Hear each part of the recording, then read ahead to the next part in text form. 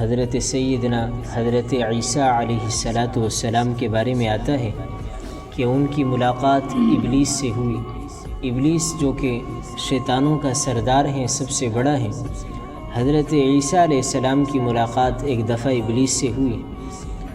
وہ ابلیس 4 گدھوں کو ہنکا رہا تھا، ان گدھوں پر سامان لدا ہوا تھا۔ حضرت عیسیٰ علیہ السلام نے ابلیس کو دیکھا کہ اس کے پاس 4 گدھے ہیں اور ان 4 گدھوں پر اس نے سامان لدا ہوا ہے اور انہیں لے جا رہے، ہنکا رہے۔ حضرت عیسیٰ علیہ السلام نے ابلیس سے ان گدھوں کے ہانکنے اور سامان کے بارے میں پوچھا۔ حضرت عیسیٰ علیہ السلام نے ان سے پوچھا کہ آپ ان گدھوں کو کہاں ہنکا کر لے جا رہے اور ان پر جو سامان لدا ہے یہ کیا ہے؟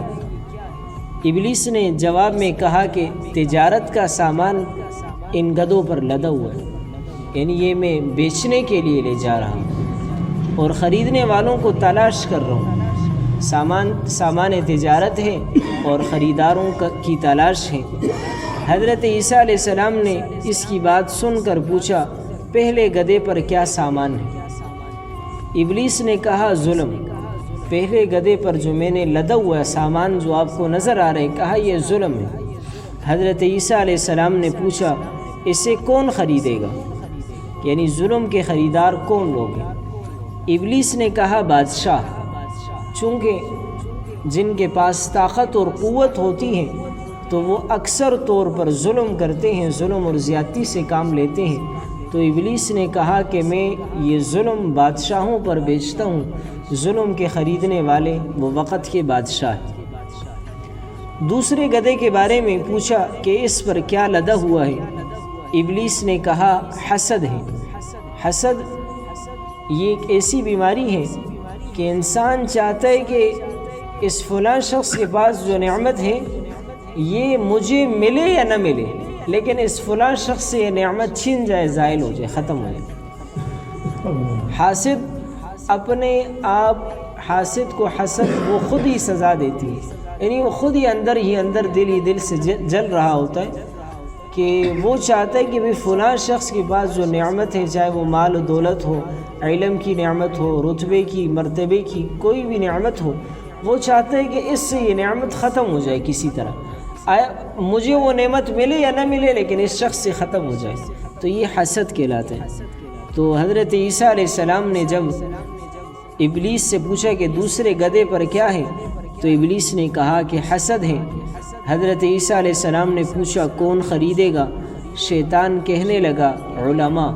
کہا حسد خریدنے والے، کہا وہ علماء ہیں، کہ علماء کے اندر اکثر دوسرے علماء کے بارے میں حسد ہوتی ہے کہ بھئی اسے یہ مقام اور مرتبہ حاصل ہے، مجھے کیوں حاصل نہیں ہے؟ تو کہا کہ حسد کے خریدنے والے زیادہ تر علماء ہیں، یہ گناہ علماء کے اندر سب سے زیادہ ہے۔ حضرت عیسیٰ علیہ السلام نے پوچھا تیسرے گدھے پر کیا لاد رکھا ہے؟ ابلیس نے کہا خیانت۔ تیسرے گدھے پر جو سامان لدا ہوا تھا، حضرت عیسیٰ علیہ السلام نے پوچھا کہ تیسرے گدھے پر کیا ہے؟ تو کہا کہ اس پر خیانت لدا ہوا ہے۔ حضرت عیسیٰ علیہ السلام نے فرمایا کون خریدے گا؟ شیطان نے کہا کہ تاجر، کیونکہ تاجر، تجارت کرنے والے، کاروبار کرنے والے، وہ بازاروں کے اندر سب سے زیادہ خیانت، جھوٹ، دھوکہ، فریب، یہ سب سے زیادہ بازاروں میں ہوتے ہیں۔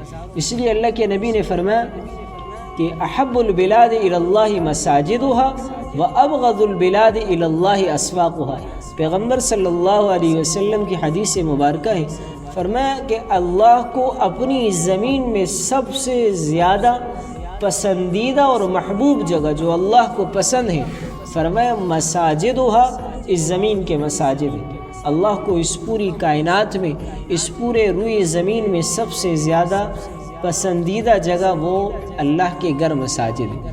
اور اللہ کے نبی نے فرمایا وَأَبْغَضُ الْبِلَادِ إِلَى اللَّهِ أَسْوَاقُهَا، کہا کہ اللہ کے ہاں سب سے زیادہ مبغوض ترین جگہ، جہاں پر سب سے زیادہ اللہ کا غصہ اور قہر اترتا ہے، کہا اسواقها، اس زمین کے بازار ہیں۔ بازاروں کے اندر چونکہ خیانت، جھوٹ، دھوکہ ہر قسم کے گناہ عام ہوتے ہیں، اسی لیے بازاروں پر اللہ کا غضب اور غصہ وہ زیادہ اترتا ہے۔ تو حضرت عیسیٰ علیہ السلام نے جب ابلیس سے پوچھا کہ اس گدھے پر کیا ہے، تو ابلیس نے کہا کہ خیانت ہے۔ حضرت عیسیٰ علیہ السلام نے پوچھا کہ کون خریدے گا؟ شیطان نے کہا کہ تاجر۔ پھر چوتھے گدھے کے بارے میں پوچھا کہ اس پر کیا لدہ رکھا ہے؟ ابلیس نے کہا کہ مکر و فریب ہے، کہ مکر ہے، فریب ہے، دھوکہ ہے۔ حضرت عیسیٰ علیہ السلام نے پوچھا کہ اسے کون خریدے گا؟ شیطان نے کہا کہ عورتیں۔ مکر و فریب سب سے زیادہ بنی آدم کے اندر وہ مردوں کے بجائے عورتوں کے اندر ہے۔ تو شیطان نے کہا کہ مکر و فریب کو خریدنے والے وہ عورتیں ہیں۔ ایک حدیث میں آتا ہے کہ عورتیں ایک عقل مند انسان کو، عورتیں اگرچہ ناقص العقل ہیں، ان کا عقل بھی ناقص ہے، ان کا دین بھی ناقص ہے۔ اللہ کے نبی نے فرمایا کہ دین کے اعتبار سے بھی عورتیں ناقص ہیں، عقل کے اعتبار سے بھی ناقص ہیں۔ عقل کے اعتبار سے تو اس وجہ سے ناقص ہے، فرمایا کہ جہاں ایک مرد کی گواہی قبول کی جاتی ہے تو وہاں ایک عورت کی قبول نہیں کی جاتی، بلکہ ایک مرد کے مقابلے میں 2 عورتوں کی گواہی قبول کی جاتی ہے۔ شریعت نے عورت کو نصف العقل، آدھی عقل والا قرار دیا ہے، اور کہا دین کے اعتبار سے بھی آدھے ہیں، اس طور پر کہ حیض اور نفاس کے ایام میں چونکہ خواتین ان سے نماز معاف ہو جاتی ہیں اور روزے وہ رکھتے نہیں، البتہ بعد میں قضا کرتے ہیں، تو اس اعتبار سے وہ ان کا دین بھی ناقص ہے، ان کی عقل بھی ناقص ہے۔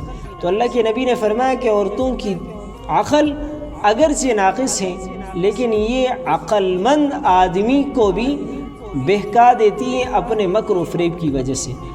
حضرت لقمان حکیم کے بارے میں مشہور ہے کہ انہوں نے اپنے بیٹے کو نصیحت کی کہ بیٹا شیر کے پیچھے چل لینا، لیکن کسی عورت کے پیچھے نہ چلنا۔